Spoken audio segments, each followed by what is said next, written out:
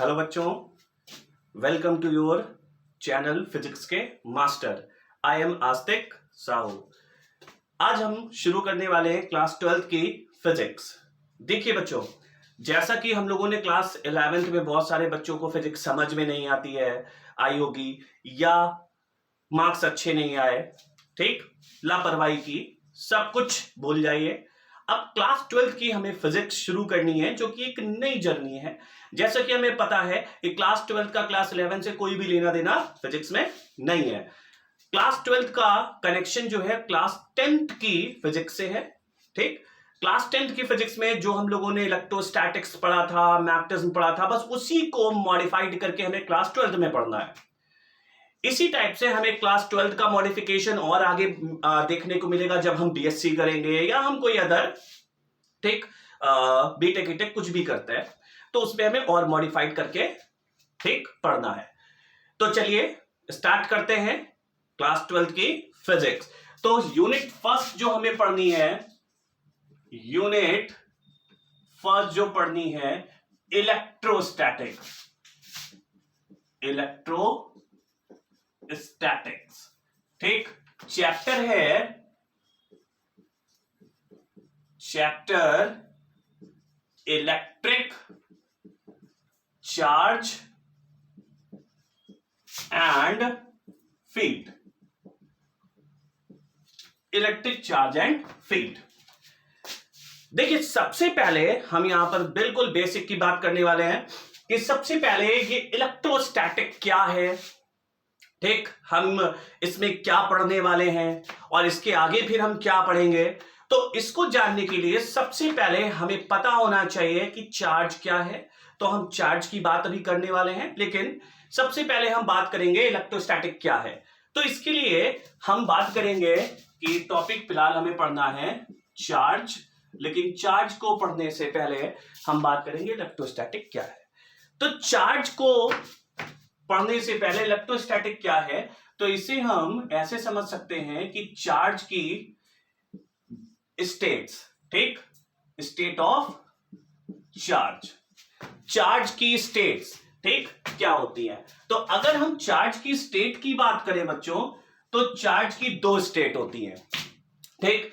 एक हमारा होता है स्टैटिक चार्ज, स्टैटिक चार्ज, ठीक। स्टैटिक का मतलब होता है कि रेस्ट, स्टैटिक मतलब rest, that means charge at rest. Charge क्या है? रेस्ट में है। अब ये कंफ्यूज मत होना सर, चार्ज क्या है, अभी बताता हूं। Charge at rest. Then second हमारी स्टेट क्या है? सेकंड हमारी स्टेट है डायनामिक स्टेट, डायनामिक स्टेट, ठीक, डायनामिक स्टेट। डायनामिक स्टेट क्या होती है, ठीक, इसको हम स्टैटिक स्टेट भी कह सकते हैं, स्टेट ही कर लो, ठीक। तो डायनामिक स्टेट, डायनामिक स्टेट का मतलब क्या हो गया कि यहां पे बच्चों जो चार्ज है वो किस में होना चाहिए? Charge in motion, that means charge क्या है? मोशन में है। अब आ जाइए इस पे। तो चार्ज एट रेस्ट, जब चार्ज रेस्ट में है तो इसे हम क्या नाम देंगे? इलेक्ट्रोस्टैटिक, इलेक्ट्रोस्टैटिक मीन्स रुका हुआ, ठीक। तो इसे हम क्या नाम देंगे कि चार्ज जब रेस्ट में होगा तो इज नोन एज, ठीक, known as static, known as static electricity या इलेक्ट्रोस्टैटिक, ठीक। तो नोन एज इलेक्ट्रोस्टैटिक,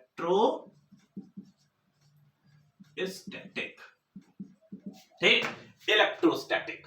बात आई समझ में? या इसको हम स्टैटिक इलेक्ट्रिसिटी भी कह सकते हैं, ये भी लिख लो, और स्टैटिक इलेक्ट्रिसिटी, इलेक्ट्रिसिटी। बात आई समझ में? तो इसका मतलब electrostatics, what is electrostatics? Charge at rest, जब चार्ज रेस्ट में होगा, ठीक, तो उसे हम क्या नाम देंगे?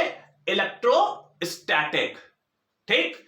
अब बात आती है कि जब चार्ज मोशन में होगा, is known as electricity, that is current electricity. इसे क्या नाम दोगे? Current electricity. तो जब चार्ज मोशन में होगा is known as current electricity, current electricity. बात आई समझ में? तो अभी जो हम इस यूनिट में पढ़ने वाले हैं वो हम इलेक्ट्रोस्टैटिक्स पढ़ने वाले हैं। फिर उसके बाद आगे हम करंट इलेक्ट्रिसिटी पढ़ेंगे, जिसमें हम करंट की बात करेंगे। फिर इसी में मैग्नेटिज्म भी आ जाएगा, क्योंकि चार्ज मोशन में, ठीक, हम बात करेंगे। ठीक, तो ये हमारी फिलहाल अभी बहुत दूर है, हमें मेन पढ़ना है किसके बारे में? इलेक्ट्रोस्टैटिक के बारे में। ठीक, अब ये तो बात हो गई इलेक्ट्रोस्टैटिक क्या है। अब टॉपिक पे बच्चों आते हैं, व्हाट इज चार्ज। देखिए, चार्ज की एक हिस्ट्री है, बहुत बड़ी हिस्ट्री है, लेकिन इन शॉर्ट हिस्ट्री की बात कर लेते हैं। देखिए, चार्ज को इनडायरेक्टली हम लोगों ने बचपन से पढ़ा है। कैसे भाई? जब छोटे छोटे से एकदम नन्हे नन्हे से थे हम लोग, तो एक मैजिक करते थे। कैसा मैजिक? एक स्केल लेते थे और उसको ऐसे ऐसे बालों में रब करते थे और पेपर के पीस के पास ले जाते थे और ऐसे करते थे, तो पेपर का पीस अट्रैक्ट होता था। अब मेरे पास यहां स्केल नहीं है, वरना मैं करके दिखाता, लेकिन आपको याद होगा। तो जैसे ही अट्रैक्ट होता था, हम लोग क्या कहते? भाई भाई देख, मैजिक हो रहा है, मैजिक हो रहा है। बट हमें तो कुछ पता ही नहीं था कि छोटे से मासूम से बच्चे थे हम लोग उस समय, क्या पता था ये सब क्या है। लेकिन अब हमें पता चल रहा है कि भाई यही तो चार्ज है। अभी और अच्छे से समझाता हूं। ये तो एक एक्सपेरिमेंट बताया जो बचपन से कर रहा है। इसके और भी एक्सपेरिमेंट है, जैसे बलून को आप रब करिए बाल से और दीवार पे लगाइए, चिपक जाएगा। ठीक, इसके बारे में भी आगे बात करते हैं। ठीक, तो अगर हम बात करें कि स्केल को जब हम रब कर रहे थे तो उसमें कुछ अट्रैक्शन की प्रॉपर्टी आ गई, बस इसी को हम चार्ज कहते हैं। अब इसकी हिस्ट्री क्या है ये सुनिए। अगर हम इसकी हिस्ट्री की बात करें तो हिस्ट्री बहुत पुरानी है।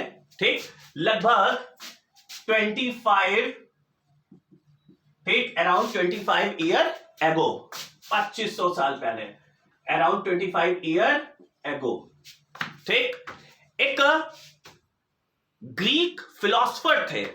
ठीक, कौन थे? एक ग्रीक फिलोसफर, एक ग्रीक फिलोसफर थे जिनका नाम था Thales. Greek philosopher name Thales. Thales ने क्या देखा? ठीक, ये फिलोसफर थे, उस समय साइंटिस्ट नहीं कहते थे, उस समय कहते थे दार्शनिक। दार्शनिक मतलब दिशा दिखाने वाला या फ्यूचर बताने वाला, सपोज दैट। ठीक, तो थेल्स, ये जो थेल्स थे, इन्होंने क्या कहा? इन्होंने एक चीज देखी। क्या देखा? एक सब्सटेंस था जिसका नाम था अंबर। अंबर एक सब्सटेंस था।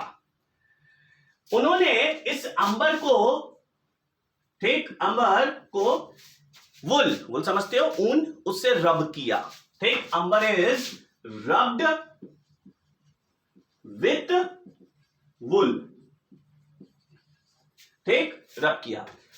तो उन्हें देखने को क्या मिला कि इस अंबर सब्सटेंस में कुछ अट्रैक्शन की प्रॉपर्टी आ गई। दैट मीन्स एक इलेक्ट्रिक फोर्स, एक फोर्स आ गया। बात आ रही है समझ में? क्या चीज? मैंने कहा कि उन्होंने क्या देखा कि अंबर नाम का एक सब्सटेंस था, उसको उन्होंने क्या किया? रब किया। किससे? वुल से, ठीक, ऊन से रब किया। तो देखा कि अंबर में, ठीक, कुछ अट्रैक्शन की प्रॉपर्टी आ गई, जो कि वो लाइटर बॉडीज को क्या कर रहा था? अट्रैक्ट कर रहा था। बात आ रही है समझ में? तो अंबर इज रब्ड विथ वुल, तो अंबर क्या कर रहा था? Attract lighter bodies. ठीक, अट्रैक्ट लाइटर बॉडीज। ठीक, अंबर क्या कर रहा था बच्चों? ये लाइटर बॉडीज को अट्रैक्ट कर रहा था। बात आई समझ में? ठीक, तो अंबर लाइटर बॉडीज को अट्रैक्ट कर रहा था, लेकिन अभी भी इसको चार्ज का नाम नहीं दिया गया। अब आगे सुनिए। फिर आए 1600 में, ठीक, इन 1600 ईयर में, ठीक, एक इंग्लिश साइंटिस्ट थे जिनका नाम था गिलबर्ट। गिलबर्ट। अब ये गिलबर्ट ने क्या कहा? गिलबर्ट ने ये देखा कि अंबर के पास जो अट्रैक्शन की प्रॉपर्टी आ रही है, उसी टाइप से और भी कुछ सब्सटेंसेस हैं जिनको रब करने पर उसमें अट्रैक्शन की प्रॉपर्टी आ रही थी। ठीक, और कौन से substances? Like rubber, plastic, glass etcetera. ठीक, इनमें भी अट्रैक्शन की प्रॉपर्टी आ रही थी और गिलबर्ट ने फिर कहा इसी प्रॉपर्टी को हम नाम देते हैं चार्ज। दैट मीन्स बात यह हुई कि जब किसी सब्सटेंस को हम रब कर रहे हैं तो उसमें अट्रैक्शन की एक प्रॉपर्टी आ रही है और उसी प्रॉपर्टी को नाम दिया जा रहा है चार्ज। बात आई समझ में? तो इसका मतलब रबर, प्लास्टिक, ग्लास, इनमें भी, ठीक, अट्रैक्शन की प्रॉपर्टी आ जाएगी और उसे हम कहते हैं चार्ज। इसका मतलब इन्हें भी हम चार्ज कर सकते हैं। अब ये कोई जरूरी नहीं है कि हम केवल रब करें तभी चार्ज हो। ठीक, इसके प्रोसेस हम आगे पढ़ेंगे कि उसके और भी पार्ट्स हैं, मतलब हम कैसे कैसे चार्ज कर सकते हैं। ये तो एक नॉर्मल सी चीज हम बात कर रहे हैं जो हिस्ट्री थी। बात आई समझ में? ठीक, तो अब डायरेक्टली हमें यह समझ में आ गया। इसका मतलब चार्ज की अगर हम डेफिनेशन की बात करें तो सिंपल सा चार्ज की डेफिनेशन का मतलब क्या हो गया कि चार्ज किसी भी मैटर की एक इंट्रिंसिक प्रॉपर्टी है। अभी लिख दे रहा हूं, एक इंट्रिंसिक प्रॉपर्टी है। इंट्रिंसिक का मतलब होता है बच्चों एक लास्ट प्रॉपर्टी जिस पर हम एक्सपेरिमेंट नहीं कर सकते हैं, जैसे मास क्या है कैसे नहीं पता, तो इंट्रिंसिक प्रॉपर्टी है। ठीक, बात आई समझ में? तो इसका मतलब क्या है? वो चार्ज जो है वो किसी भी मैटर की एक इंट्रिंसिक प्रॉपर्टी है जिसके कारण क्या होता है कि वेरियस ऑब्जेक्ट्स के बीच में एक इलेक्ट्रिक फोर्स लगता है। ठीक, तो पहले जल्दी से इसको स्क्रीनशॉट ले लीजिए। ठीक, उसके बाद इसकी डेफिनेशन की बात करने वाले हैं हम लोग। ठीक, कि चार्ज की हम डेफिनेशन क्या लिखेंगे। ठीक, आगे बढ़ते हैं।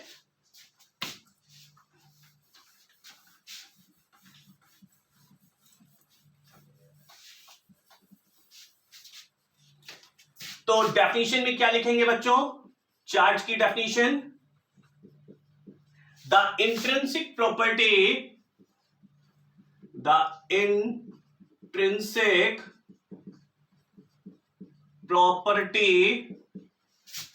which give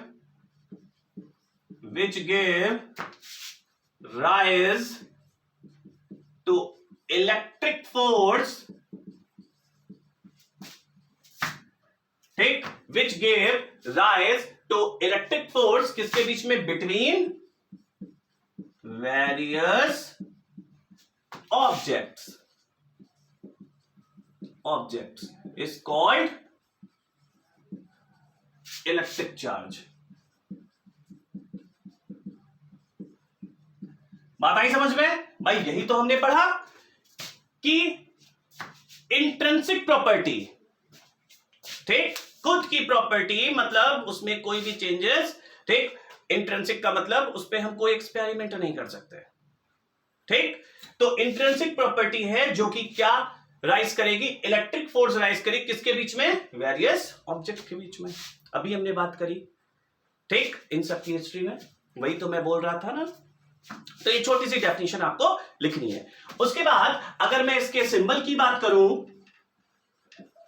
बच्चों, अगर मैं इसके सिंबल की बात करूं तो इसको स्मॉल क्यू या कैपिटल क्यू से रिप्रेजेंट कर सकते हैं।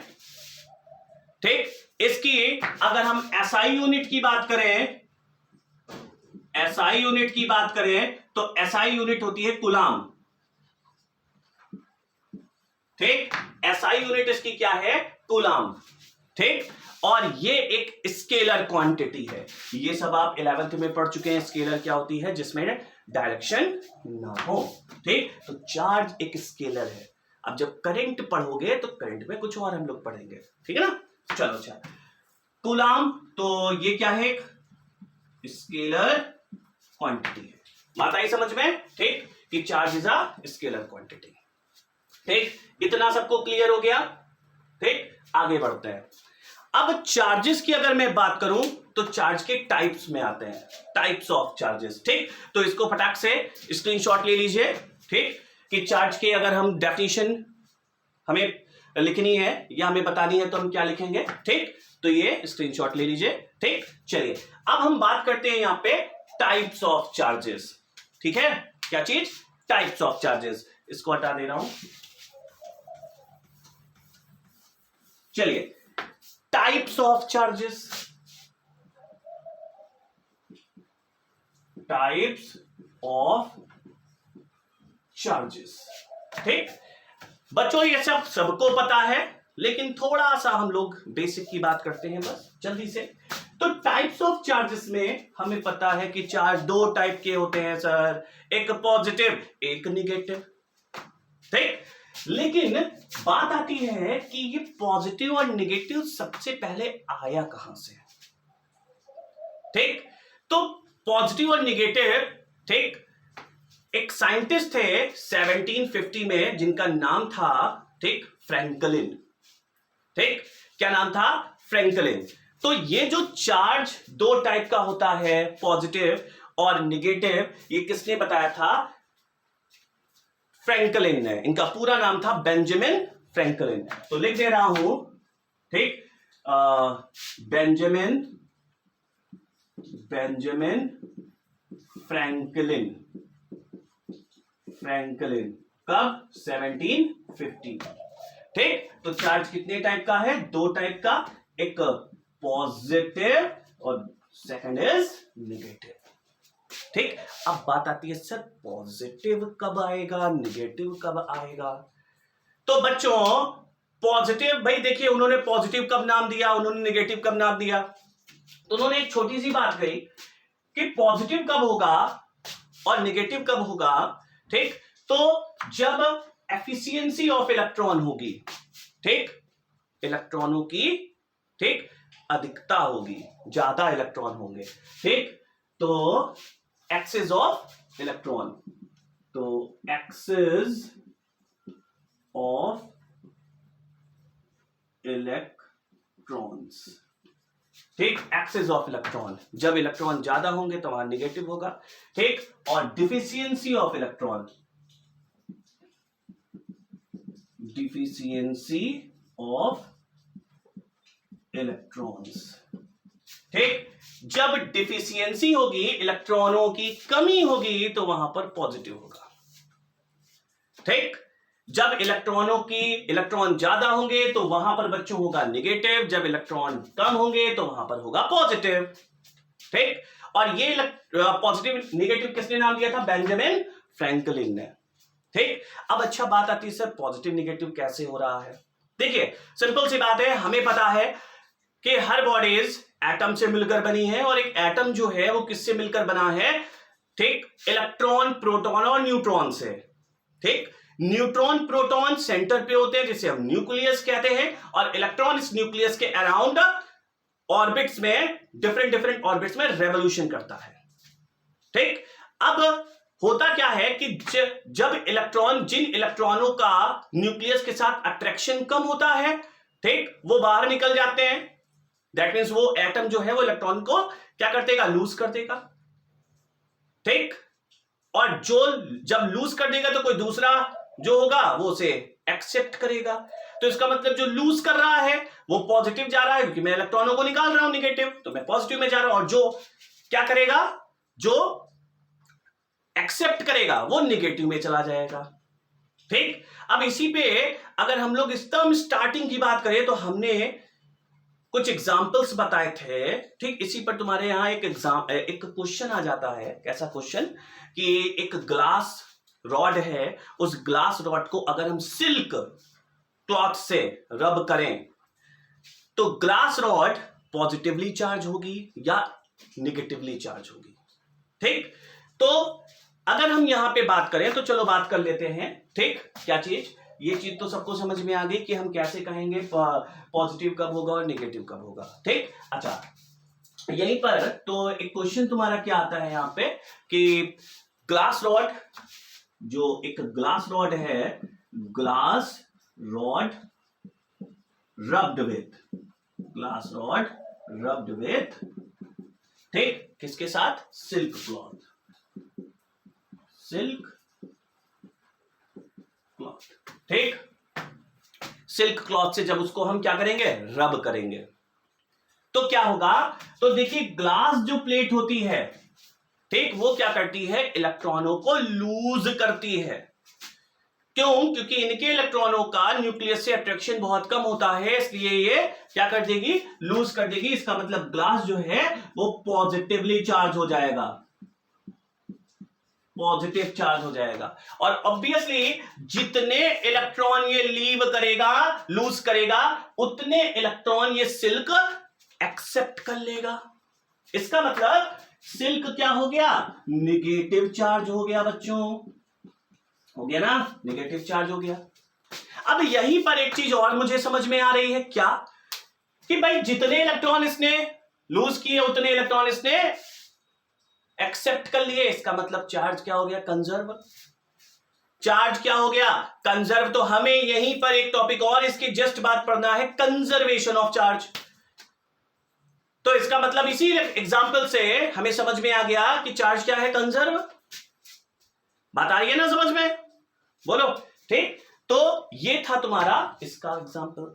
अब और भी कुछ के दिमाग में क्वेश्चंस उठ रहे होंगे कि सर जैसे हम बैलून की बात कर रहे थे या कॉम्ब की बात कर रहे थे या स्केल की बात कर रहे थे, तो उसमें फिर पॉजिटिव नेगेटिव कैसा आएगा, कैसे हम देखेंगे कैसे आएगा। ठीक, तो अगर हम सपोज चलो एक बैलून वाला ले लो एग्जांपल। तो बैलून की अगर हम बात करें, बैलून को जब हम रब करते हैं तो जो बैलून होता है वो निगेटिवली चार्ज हो जाता है। ठीक, क्या हो जाता है? Negatively charge.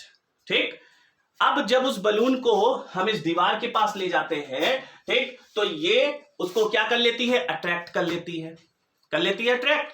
ठीक, तो बलून जो है बच्चों वो क्या हो गया? निगेटिवली चार्ज हो गया। और दीवार फिर क्या होगी? कंपेयर टू पॉजिटिव होगी, इसलिए उसको क्या कर लेती है? अट्रैक्ट कर लेती है। ठीक, अब बढ़ते हैं।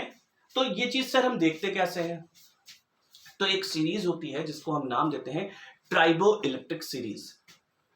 ठीक, उसी के बेसिस पर हम लोग ये कहते हैं कि किस में पॉजिटिव आ रहा है, किस में नेगेटिव आ रहा है। तो वो जो ट्राइबो इलेक्ट्रिक सीरीज है उसी के बेसिस पर हम लोग बोलते हैं कि इसमें पॉजिटिव आ रहा है, इसमें नेगेटिव आ रहा है। और कैसे आ रहा है? जैसा कि अभी बताया कि अट्रैक्शन, जिन इलेक्ट्रॉनों का अट्रैक्शन कम होगा न्यूक्लियस से, वो लूज कर देगा, वो पॉजिटिव हो जाएगा। बात आ गई ना समझ में इतनी? तो ये क्वेश्चन हमारे यहां सबसे ज्यादा पूछा जाता है, ठीक, ग्लास और सिल्क वाला। ठीक, क्लियर? आगे बढ़ते हैं।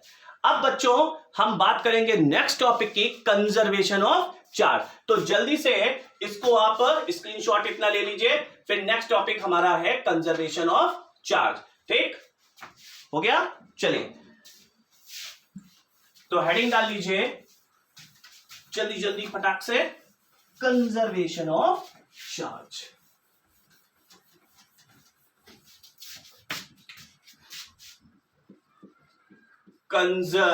Conservation of charge. अब बच्चों अभी अभी बताया कि कंजर्वेशन ऑफ चार्ज क्या होता है। सिंपल सी बात, जिस टाइप से हमने क्या पढ़ा था एनर्जी के बारे में, मैकेनिक्स में पढ़ा था, energy can neither be created nor be destroyed, only it can transfer. Energy ना तो प्रोड्यूस की जा सकती है, ना ही नष्ट की जा सकती है, केवल ट्रांसफर की जा सकती है। उसी टाइप से चार्ज भी है। Charge can neither be created nor be destroyed, only it can transfer. ठीक, तो एक डेफिनेशन ये हो गई, लेकिन एक और डेफिनेशन हम कह सकते हैं, सिंपल सी बात, क्या चीज? कि the total charge on the body remains constant. जो टोटल चार्ज बॉडी पर होता है वो क्या होता है? कांस्टेंट होता है। कोई कहते एग्जांपल बताओ, तो आप क्या एग्जांपल कह सकते हो? अभी मैंने जो बताया ग्लास वाला, और भी बहुत सारे एग्जांपल हैं लेकिन कोई मतलब नहीं है। ठीक, तो ग्लास वाला कि अगर हम किसी ग्लास प्लेट को, ठीक, क्या करें, सिल्क क्लॉथ से रब करें तो ग्लास प्लेट जितने इलेक्ट्रॉन लूज करेगा सिल्क पर सेम टाइम पर उतने ही इलेक्ट्रॉन ठीक आ जाएंगे। दैट मींस सिल्क उतने ही एक्सेप्ट कर लेगा। इसका मतलब चार्ज क्या हो गया? कंजर्व, ट्रांसफर हो गया बस। तो टोटल चार्ज क्या हो गया? कंजर्व। बात आई समझ में? ठीक, क्या समझे कि टोटल चार्ज जो बॉडी पर होता है वो कंजर्व होता है। ठीक, बात आई समझ में? तो डेफिनेशन में बच्चों क्या लिखेंगे आप कि the total charge of an the total charge of an isolated system। अब ये आइसोलेटेड सिस्टम क्या है सर? ठीक, आइसोलेटेड सिस्टम रिमेन्स कांस्टेंट। अभी बताता हूं। System remains constant. ठीक, आइसोलेटेड सबको पता होगा। ठीक, थर्मोडायनेमिक्स में पढ़ा है। आइसोलेटेड मतलब जिसमें बाहर से कुछ भी ना मास ना एनर्जी कुछ भी एक्सचेंज चेंजेस ना हो, आइसोलेटेड। देखिए सिस्टम को हम बॉडी नहीं कह रहे हैं। सिस्टम का मतलब हो गया उसमें बहुत सारी बॉडीज हो सकती हैं। जैसे अभी हमने कहा कि जैसे हमने एक रॉड ली और सिल्क क्लॉथ लिया तो दो बॉडीज हो गई। बात आई समझ में? तो उसी टाइप से हम आइसोलेटेड सिस्टम। ठीक, तो आइसोलेटेड सिस्टम में बहुत सारी बॉडीज हो सकती हैं। तो the total charge of an isolated system remains constant. ठीक, इसी को हम क्या नाम देते हैं? Is known as law of conservation of charge. It's clear? ठीक, एग्जाम्पल पूछ ले। अब एग्जाम्पल आप खुद से लिख लीजिएगा। ठीक, यही वाला जो अभी मैंने लिखा था सिल्क वाला। ठीक, आ गई बात समझ में? अब नेक्स्ट टॉपिक बच्चों हमारा है ठीक क्वांटाइजेशन ऑफ चार्ज। ठीक, ये थोड़ा सा पूछ लिया जाता है। ठीक, ये टॉपिक जो है वो पूछ लिया जाता है। तो टॉपिक है क्वांटाइजेशन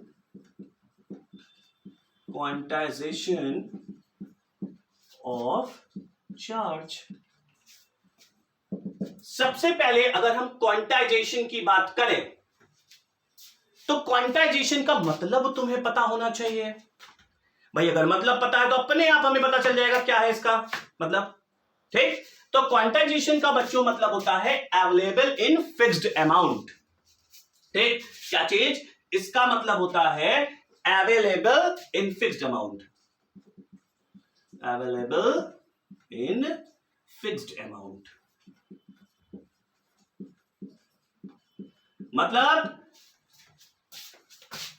मतलब कि कोई भी किसी भी चीज की हम बात कर रहे हैं वो फिक्स्ड अमाउंट में अवेलेबल है। फॉर एग्जाम्पल मार्कर, या तो एक मार्कर होगा या दो मार्कर होगा या तीन होगा या चार होगा। ठीक, फ्रैक्शन में नहीं होगा। फ्रैक्शन मतलब आधा नहीं होगा। ठीक, ऐसे नहीं होगा। बता रही है समझ में? फ्रैक्शन में नहीं होगा। जैसे बुक, एक बुक खरीदो, दो बुक खरीदो, तीन बुक खरीदो, ऐसा तो है नहीं आधी ले लोगे। ठीक है ना? तो इसका मतलब क्वांटाइजेशन का मतलब हुआ कि जिसकी भी हम बात कर रहे हैं वो एक फिक्स्ड अमाउंट में अवेलेबल है। अब यहां पर तुम किसकी बात कर रहे हो? चार्ज। तो इसका मतलब चार्ज जो है वो फिक्स्ड अमाउंट में ही अवेलेबल होगा, ना कि फ्रैक्शन में होगा। अब यहां पर जैसा कि हम जानते हैं कि जो इलेक्ट्रॉन होता है उसका जो चार्ज होता है वो सबसे स्मॉलेस्ट चार्ज होता है। इलेक्ट्रॉन का चार्ज सबसे स्मॉलेस्ट चार्ज होता है और उसे हम नाम देते हैं एलिमेंट्री चार्ज। क्या नाम देते हैं? एलिमेंट्री चार्ज या फंडामेंटल चार्ज। इसकी वैल्यू तो सबको पता है ना? ठीक, बात क्या समझे कि इलेक्ट्रॉन का चार्ज सबसे स्मॉलेस्ट चार्ज होता है, इसे हम फंडामेंटल चार्ज कहते हैं या क्या नाम देते हैं? Elementary charge. It's clear? ठीक, तो अब यहां पर आप बात कर लो। ठीक, क्या चीज? क्वांटाइजेशन चार्ज की।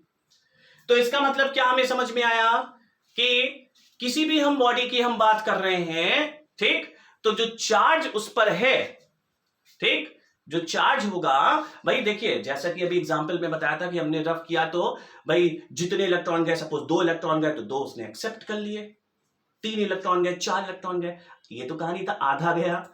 तो इसका मतलब क्या है कि बॉडी पर जितना ठीक चार्ज की हम जो बात कर रहे हैं वो किसका होगा, elementary charge, that means electron का इंटीग्रल मल्टीपल होगा।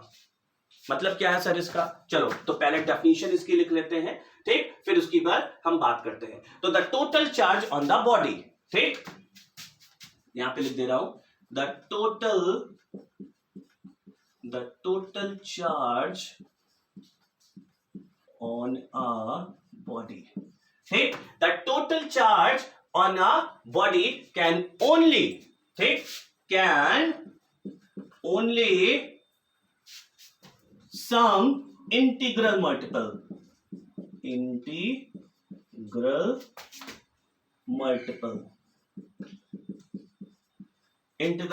ऑफ elementary charge,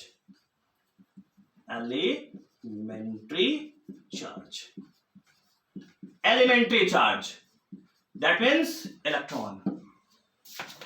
मतलब क्या हुआ कि भाई एलिमेंट्री चार्ज दैट मींस सबसे छोटा स्मॉलेस्ट चार्ज इलेक्ट्रॉन का चार्ज होता है, ठीक, तो किसी भी बॉडी पर जो टोटल चार्ज होगा वो इस एलिमेंट्री चार्ज का इंटीग्रल मल्टीपल होगा। दैट मींस या तो 1 इलेक्ट्रॉन होगा, 2 इलेक्ट्रॉन होगा, 3 इलेक्ट्रॉन होगा। तो 1 2 3 1 2 3 ये क्या है, इंटीग्रल। बता रही समझ में। इसका मतलब अगर आपसे पूछा जाए क्वांटाइजेशन ऑफ चार्ज क्या होता है तो आप डेफिनेशन में क्या लिखेंगे, the total charge on a body can only some integral multiple of elementary charge. बात आ गई ना समझ में भाई, सिंपल सी बात। आप या तो 1 इलेक्ट्रॉन जाएगा या 2 इलेक्ट्रॉन जाएगा, 3 इलेक्ट्रॉन जाएगा, जा तो रहा है इलेक्ट्रॉन, तो इसका मतलब 1 2 3 ऐसे होगा, ठीक, फ्रैक्शन में नहीं जा रहा है। इसका मतलब अगर हम इसको रिप्रेजेंट करें तो हम इसको क्या लिख सकते हैं, इधर मैं लिख दे रहा हूं, क्या लिख सकते हैं, Q बराबर प्लस माइनस 1E, ठीक, plus minus 2E plus minus 3E। नहीं होगा भाई, प्लस माइनस 1E 2E 3 ऐसे चलता चला जाएगा, ठीक, डॉट डॉट डॉट डॉट चलता चला जाएगा, ठीक, प्लस माइनस NE, N का मतलब इंटीग्रल, तो या शॉर्ट में तुम लिख सकते हो, ठीक, NE, नहीं लिख सकते हो, क्या लिख सकते हो, NE, और ये प्लस माइनस चल रहा है तो यहां पे प्लस माइनस लगा देना। तो Q बराबर NE वेयर N बराबर 1 2 3 डॉट डॉट डॉट, ठीक, N क्या है, E क्या है, ठीक, जैसा कि हमें पता है कि जो N है वो नंबर ऑफ इलेक्ट्रॉन्स है, ठीक, N क्या है, number of electron, that means कितने हैं, इंटीग्रल 1 है 2 है 3 है, लिख दिया है यहां पे।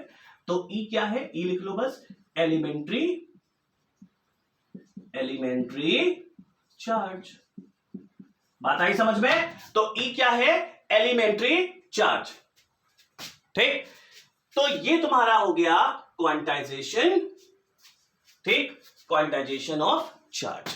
इट्स क्लियर, बात आई समझ में, ठीक। तो देख लीजिए Q बराबर प्लस माइनस NE। आप कुछ के दिमाग में सर प्लस माइनस क्या है, अरे भैया सिंपल सी बात, प्लस का मतलब क्या है कि जब इलेक्ट्रॉन, वो कोई एटम इलेक्ट्रॉन को क्या कर रहा होगा, लूज, तो पॉजिटिव, निगेटिव का मतलब कि वो गेन कर रहा होगा तो निगेटिव, तो इसीलिए प्लस माइनस मैंने लगा रखा है। तो ध्यान रखना बच्चों, Q क्या है, टोटल चार्ज है किस बॉडी पर, ठीक, लिखना है ये भी लिख दो, Q क्या है, टोटल चार्ज, ठीक, ऑन अ बॉडी। E क्या है, एलिमेंट्री चार्ज, ठीक, इलेक्ट्रॉन का, दैट मींस इलेक्ट्रॉन का चार्ज 1.6 × 10⁻⁻19 गुना, पता है सबको। बात आई समझ में बच्चों।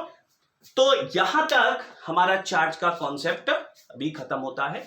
अब हम लोग इसके आगे क्या पढ़ेंगे कि चार्ज, किसी बॉडीज को हम चार्ज कितने तरीके से कर सकते हैं, वेज ऑफ चार्जिंग, ठीक। तो नेक्स्ट टॉपिक हमें पढ़ना है वेज ऑफ चार्जिंग, ठीक। तो अब हम इसको नेक्स्ट टर्न पे पढ़ेंगे, ठीक। तो आप लोग इसको पढ़ लीजिएगा एक बार, ओके, थैंक यू।